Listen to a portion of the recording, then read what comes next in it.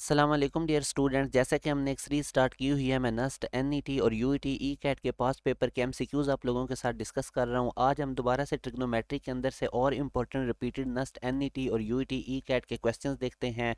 ये एक ओरिजिनल इनका एमसीक्यूज़ है जो कि नस्ट में भी आया हुआ है और यूईटी के ई कैट टेस्ट में भी आया हुआ है। इसको अब हम देखते हैं। जैसे कि लिखा हुआ है tan 9 degree, tan 18 degree, tan 72 degree, tan 81 degree, ये किसके इक्वल है। तो याद रखें कि जब दो एंगल का सम 90 डिग्री होता है तो उन दो एंगल पे ट्रिग्नोमेट्रिक रेशियो और को रेशियो आपस में इक्वल होती हैं।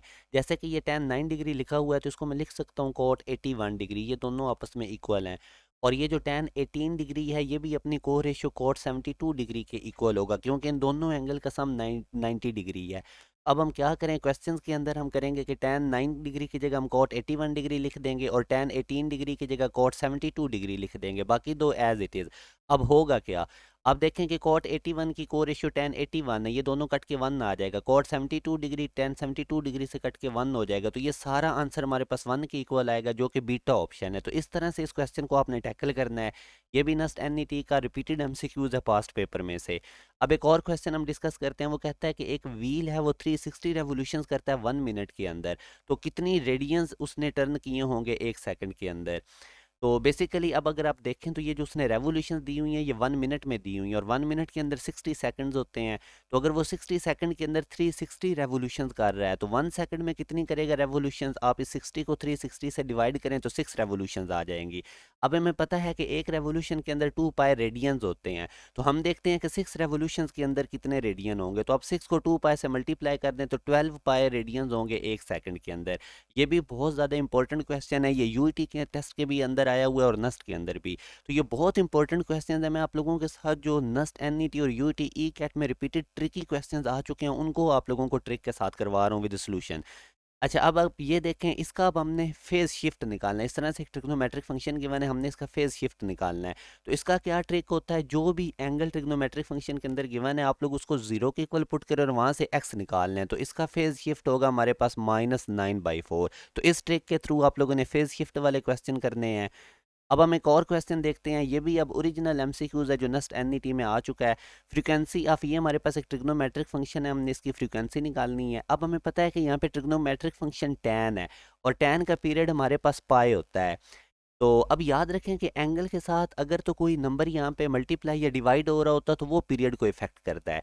अगर एंगल के अंदर कोई नंबर ऐड हो रहा हो या सब्ट्रैक्ट हो रहा हो तो पीरियड पे कोई फर्क नहीं पड़ता। तो आप इस सारे ट्रिग्नोमेट्रिक फंक्शन जो tan वाला है इसका पीरियड पाई होगा और फ्रीक्वेंसी हमें पता है 1/टाइम पीरियड होता है, तो फ्रीक्वेंसी हमारे पास 1/पाई हो जाएगा। अब हम नेक्स्ट क्वेश्चन एक डिस्कस करते हैं। ये देखें, अब इसका अब हमने पीरियड निकालना है। तो ये आप लोगों ने याद रखना, हमारे पास ये जो सारा एक्सप्रेशन है ये tan θ/2 की इक्वल होता है। ये आपकी बुक में फार्मूला भी गिवन है। तो जितनी भी आइडेंटिटीज फार्मूलाज हैं ये आपको आने चाहिए। तो बेसिकली इसके अंदर वो tan θ/2 का फार्मूला पूछ रहा है। अब हमें tan θ/2 का पीरियड पूछ रहा है। अब हमें पता है कि tan का पीरियड 2 पाई होता है, tan का पीरियड पाई होता है। मगर अब देखें इधर एंगल के साथ 2 डिवाइड हो रहा है, तो इसको पाई से मल्टीप्लाई कर देंगे तो 2 पाई पीरियड आ जाएगा tan θ/2 का। इसी तरह अगर एंगल के साथ कोई नंबर मल्टीप्लाई हो रहा हो तो वो उसके पीरियड से डिवाइड हो जाता है। तो ये भी इंपॉर्टेंट क्वेश्चन है, इसको आप लोगों ने अच्छे तरीके से देख लेना। मैं अगेन रिपीट कर देता हूँ। tan का पीरियड पाई होता है और ये देखें इधर θ/2 एंगल के साथ 2 डिवाइड हो रहा था, तो ये tan के पीरियड से मल्टीप्लाई हो जाएगा, तो 2 पाई इसका पीरियड होगा। अब मैं आप लोगों के साथ फिजिक्स के डिस्टेंस और डिस्प्लेसमेंट में से कुछ क्वेश्चंस डिस्कस कर देता हूँ, नस्ट एनईटी और यूटी ई कैट के टेस्ट में जो आए हुए हैं। जैसे कि आप लोगों को ये एक डायग्राम नज़र आ रही है, इसकी कुछ स्टेटमेंट भी मैं आप लोगों के सामने लिख देता हूँ कि यहाँ एक सेंटर ओ पे एक बॉडी थी, वो पहले बी पॉइंट पे जाती है और फिर वो बी से मूव करके ए की तरफ जाती है।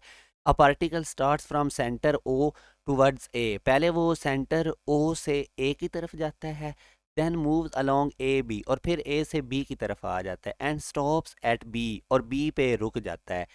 Then displacement of the particle. अब मैं अगेन आपको ये स्टेटमेंट समझाता हूँ। इधर कोई बंदा था ओ पोजीशन पे, वो इधर से मूव करके ए की तरफ जाता है, फिर ए से मूव करके बी पे आता है, तो ये बी उसकी फाइनल पोजीशन है और उसकी इनिशियल पोजीशन कहाँ से वो स्टार्ट हुआ था, ओ से। तो वो आपसे डिस्प्लेसमेंट पूछ रहा है। तो डिस्प्लेसमेंट में याद रखें हम इनिशियल पोजीशन और फाइनल पोजीशन के दरमियान जो शॉर्टेस्ट डिस्टेंस होता है उसको डिस्प्लेसमेंट कहते हैं। तो वो स्टार्ट ओ से हुआ था, और फाइनल पोजीशन उसकी बी थी, तो इनके दरमियान का डिस्प्लेसमेंट आप देख रहे हैं कि 100 मीटर है, क्योंकि उसने रेडियस 100 मीटर बताया हुआ है। तो ये हमारे पास डिस्प्लेसमेंट है। तो डिस्प्लेसमेंट के क्वेश्चन में आपने सिर्फ इनिशियल्स देखना है कि कहाँ से स्टार्ट हुआ है और फाइनल वो किस जगह पे है, तो उनके दरमियान का शॉर्टेस्ट डिस्टेंस आप लोगों ने निकाल लेना है। अच्छा, एक और क्वेश्चन हम देखते हैं, ये भी यूईटी के पास पेपर में काफ़ी दफ़ा आ चुका है। वो कहता है कि एक आप लोगों के सामने उसने एक डायग्राम बनाई है, जैसे कि मैं आप लोगों के सामने ये शो भी कर रहा हूँ। बड़ा इंपॉर्टेंट क्वेश्चन है, इसको आप लोगों ने ज़रा केयरफुली देखना है। तो इसके अंदर अब वो हमें कह रहा है कि आप लोगों ने, मैं स्टेटमेंट समझाता हूँ। वो कहता है कि एक पार्टिकल है वो ओ से ए की तरफ जाता है, इधर ओ से वो ए की तरफ मूव करके जाता है और फिर वो ए से बी की तरफ आता है, ये बी वाली पोजीशन है। वो कहता है कि पाथ लेंथ यानी डिस्टेंस निकालें और डिस्प्लेसमेंट निकालें। तो अब ये बड़ा इंपॉर्टेंट और आसान सा क्वेश्चन है, आप लोग इसको देखें। सबसे पहले पाथ लेंथ बेसिकली क्या होती है, डिस्टेंस होती है। जब वो ओ से ए की तरफ जाएगा तो उसने 3 मीटर कवर किया डिस्टेंस। फिर जब वो ए से ओ की तरफ जाएगा तो उसने 6 मीटर कवर किया, और फिर ओ से जब बी की तरफ जाएगा तो 2 मीटर और उसने कवर किया। तो यूं उसने पाथ लेंथ टोटल जो डिस्टेंस है वो 8 मीटर कवर किया। अब डिस्प्लेसमेंट देखें। जब वो ओ से ए की तरफ गया था और फिर ए से ओ की तरफ आया था तो डिस्प्लेसमेंट जीरो हो गया, क्योंकि उसकी फाइनल पोजीशन वही वो इनिशियल पे वापस आ गया है।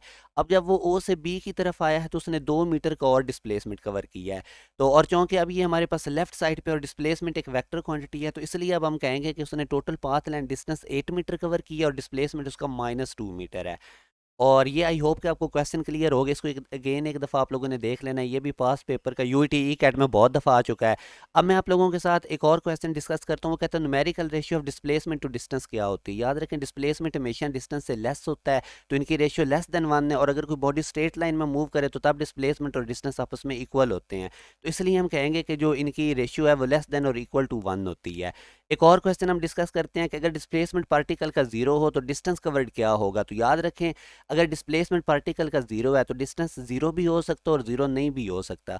जैसे अगर एक बॉडी हमारे पास सर्कुलर पाथ में मूव करती है तो उसका डिस्प्लेसमेंट जीरो होगा मगर उसका डिस्टेंस जीरो नहीं होगा। और अगर कोई बॉडी रेस्ट पे है तो तब उसका डिस्प्लेसमेंट डिस्टेंस दोनों जीरो होंगे। तो इसलिए इसका डेल्टा ऑप्शन बेस्ट है कि अगर डिस्प्लेसमेंट पार्टिकल का जीरो है तो डिस्टेंस जीरो हो भी सकता है और नहीं भी हो सकता।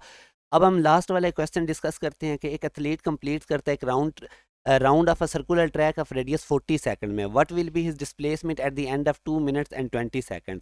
तो सबसे पहले आप लोगों ने इसको ज़रा समझना है बड़े अच्छे तरीके से। ये मैं एक सर्कुलर ट्रैक बना देता हूँ। अब इसमें बेसिकली आप लोगों के पास क्वेश्चन क्या है कि वो इधर से अगर शुरू होता है तो 40 सेकंड के अंदर पूरा सर्कुलर ट्रैक कवर कर लेता है। अब वो आपसे पूछ रहा है कि 2 मिनट्स एंड 20 सेकंड में वो कहाँ तक पहुंचेगा, उसका डिस्प्लेसमेंट कितना होगा। और 2 मिनट्स के अंदर हमें पता है 120 सेकंड्स होते हैं और साथ ये और 20 सेकंड है, तो टोटल 120 सेकंड में वो आपसे पूछ रहा है। अब इधर देखें, अगर वो इधर से स्टार्ट होता है तो 40 सेकंड में वो एक राउंड ट्रिप करेगा, फिर अगले 40 सेकंड में वो दूसरी राउंड ट्रिप करेगा और फिर अगले 40 सेकंड में वो तीसरी राउंड ट्रिप करेगा। तो यूं 120 सेकंड्स के अंदर वो 3 राउंड ट्रिप कंप्लीट कर चुका होगा और इस जगह पे होगा जहाँ पे ये लेज़र लाइट है। उसके बाद 20 सेकंड बाद वो इतनी हाफ राउंड ट्रिप करेगा, क्योंकि 40 सेकंड में पूरा राउंड ट्रिप हो रहा है सर्कुलर ट्रैक का, तो 20 सेकंड हाफ है तो इधर तक वो पहुंचेगा। तो अब डिस्प्लेसमेंट देख के इनिशियली वो इस जगह पे था और फाइनल वो इस पोजीशन पे पहुंच चुका। और डिस्प्लेसमेंट दो इनिशियल और फाइनल पोजीशन के दरमियान शॉर्टेस्ट डिस्टेंस होता है जो कि हमारे पास 2r के इक्वल है। तो यूं इसका ऑप्शन 2r है। तो ये आप लोगों के साथ मैंने नस्ट यूईटी नस्ट एनईटी और यूईटी ई कैट के पास पेपर के एमसीक्यूज डिस्कस किए हैं। तो जो बच्चे भी प्रॉपर वे से प्रिपरेशन करना चाहते हैं वो हमारा ऑनलाइन सेशन स्टार्ट होने जा रहा है। बहुत इंपॉर्टेंट सेशन है जिसमें पास पेपर के क्वेश्चंस के थ्रू आपको टॉपिक वाइज लेक्चर दिए जाएंगे और एंड पे आप लोगों के टेस्ट लिए जाएंगे। तो वो हमारे पास सेलेक्टिव सीट्स हैं, आप लोग इस दिए गए कॉन्टैक्ट नंबर पर कॉन्टैक्ट करके तमाम डिटेल ले सकते हैं और अपनी सीट रिजर्व करवा सकते हैं। अपना ख्याल रखिएगा। अल्लाह हाफिज़।